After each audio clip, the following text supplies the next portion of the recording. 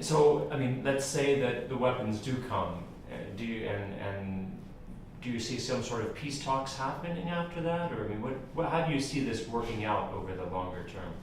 When Syrian regime has a feeling that it's enough, the game is over, and we have to start a new era in Syria, and nobody can solve this conflict by force, and all tanks belong to the regime, all jet fighters belong to the regime, can't solve the problem. Only change the system can do that. Collapse. At this point, we can solve the problem. Like a resignation of Bashar al-Assad. No doubt about that. Nobody can accept Bashar al-Assad anymore as a president. When Americans elect to the White House a criminal like Bashar al-Assad, they have the right to ask us to deal with him. And when French elect to the presidential palace in Paris a criminal like him, they can ask us to accept Bashar al-Assad as a president.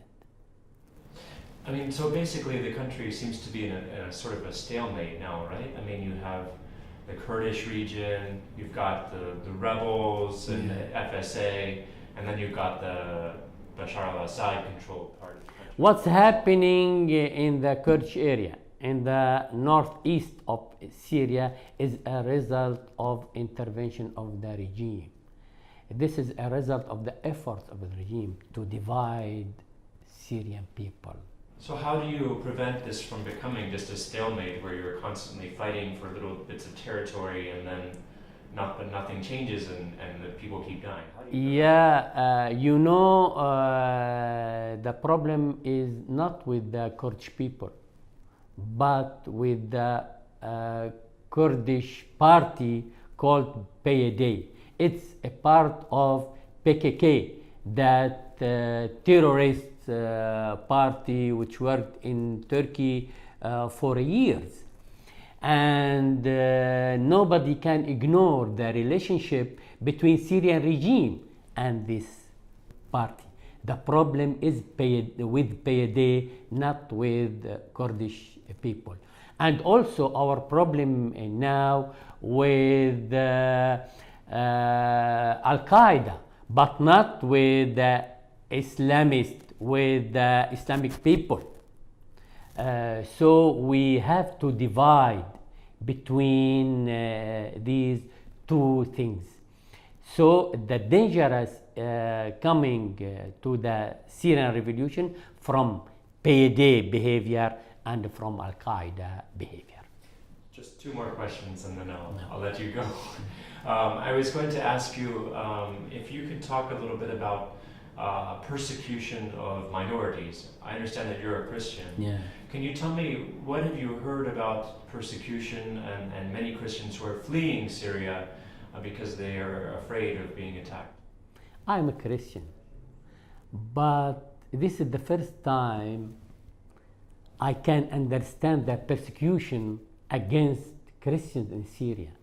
We live in Syria as a modern state for more than 70 years.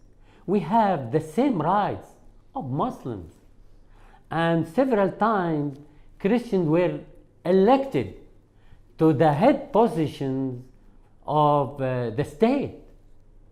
There was a famous name called Fars al-Khoury. He was a prime minister of Syria several times. He was head of the Syrian parliament also. I myself, I was elected to the presidency of SNC by Muslims themselves. But the regime talked always about these fears, and unfortunately the media in the West talked always about that. They are always talking about fears against minorities, against Alawites, Christians, Druze. But what about the rights of majority. I prefer to talk about the rights of human being.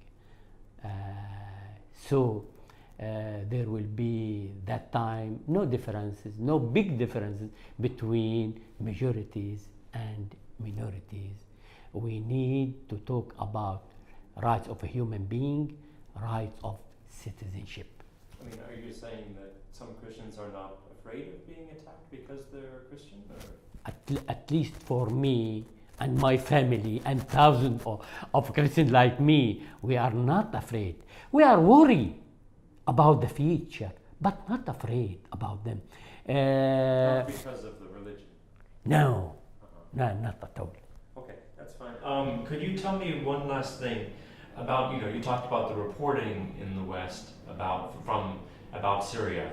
Are you satisfied with how much coverage there's been about the stories that have been told? Is there more that needs to be done as reporters? I think as a quantity, there are so many reports in the media in the West. But I want to talk about the quality. I mean, most of these reports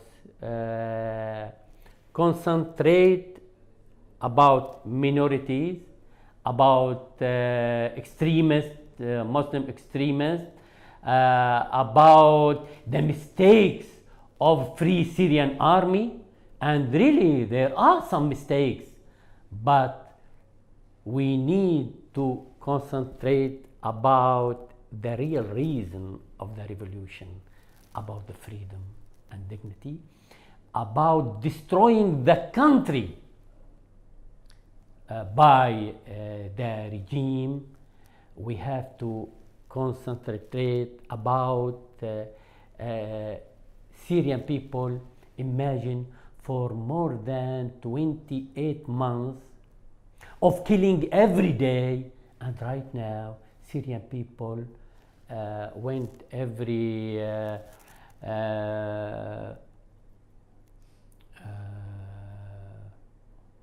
Fridays by demonstrations through destroyed cities, shouting for freedom and dignity.